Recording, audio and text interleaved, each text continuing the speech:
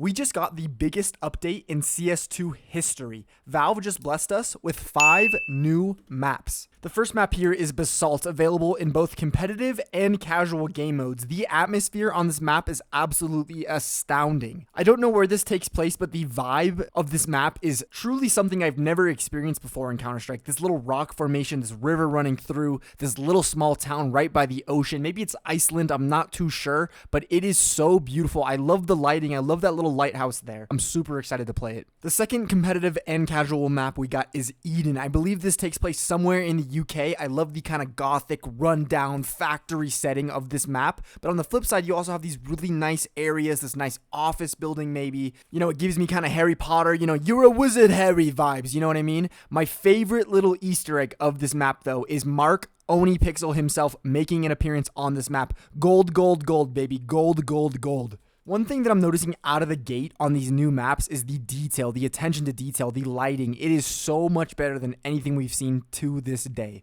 I'm not going to talk too much about the wingman maps. If you guys are genuinely curious, I will make a separate video going over those in detail, but I will say Whistle's atmosphere is incredible. I love the orange and green tones, those trees in the background, astounding, breathtakingly beautiful. Now finally onto the juice, what we've all been waiting for, the long-awaited Train remake. Before I start yapping, I want to take a moment to just experience the ambiance of this map with you guys.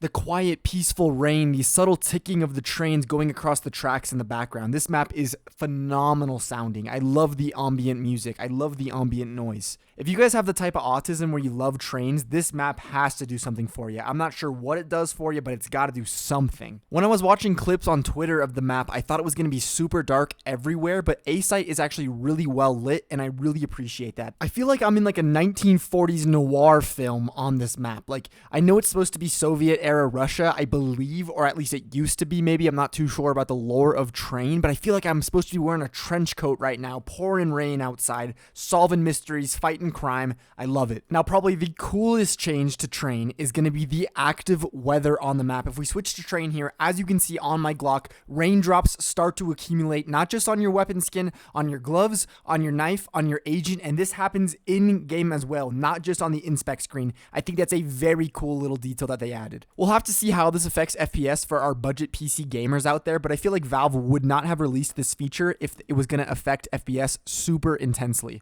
I'm going to let some Train footage play in the background while I talk about something that I'm personally super excited about, and most likely my fan base is also super excited about, the future of the Train collection, the 2024 Train collection, whenever we get it at least. Map collection that I think is super underrated is the 2021 Train collection. Now, the original Train collection, nothing to write home about, nothing special, but the 2021 Train collection has some really special skins in my opinion. Standout skins from this collection are of course going to be the Glock Gamma Doppler, the USPS Whiteout, the Op Pop-Op, of course a reference to the pop-up call-out on Train. You have the MP5 Autumn Twilly and the Scout Spring Twilly. You have the Deagle Sputnik, the P2000 Space Race, and my personal favorite, the M4A1S Fizzy Pop. Now, most of these skins are pattern-based, and I know we got a couple more pattern-based skins coming out of the Armory collection, but I still feel like there's not a ton of new skins being introduced that are pattern-based. I think this would be a prime opportunity for Valve to introduce a ton of pattern-based skins that take advantage of the cool physics, cool lighting, cool graphics that we have here in CS2 and create something extra extraordinary. We do have the Shanghai Major coming up in just a couple of weeks, so that could be a time to introduce, you know, a Train collection, just like they did with the Anubis collection package, where you can just buy the case, open the case right there on the spot. I know Valve made a ton of money from those Anubis packages, so, you know, they would be incentivized to do this going into the next CS2 Major. As far as the question of Train being a playable map at the next Shanghai Major, I don't know if that will be the case. I feel like we're too close to the Major to really introduce a new map just right now. I feel like we have to playtest the map, see how it functions in CS2, see how the community feels, find exploits, find bugs. That will happen. That happens with every single map.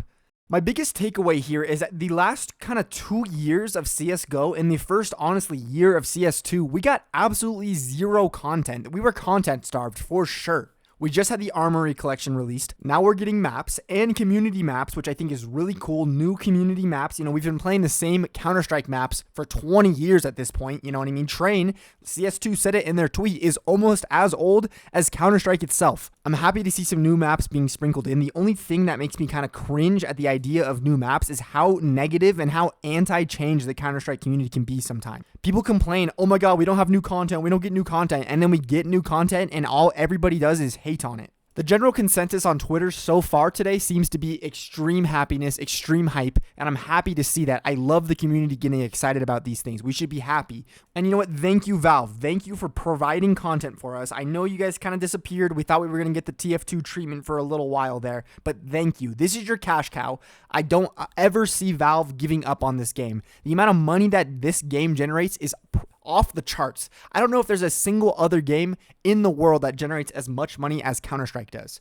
But overall, this gives me so much hope for the future of this game and the future of content. I'm sure we're going to get another huge update by the end of the year, and I am on the edge of my chair waiting. This was a huge update, and we did get a lot more changes, especially to Overpass. Overpass got a complete, almost, I don't want to call it a rework, but a ton of major changes, and I will cover all of these other changes, gameplay changes, all this other stuff in a separate video, guys. So if you would like to see that, please leave a comment letting me know. Other than that, I will see you guys next time.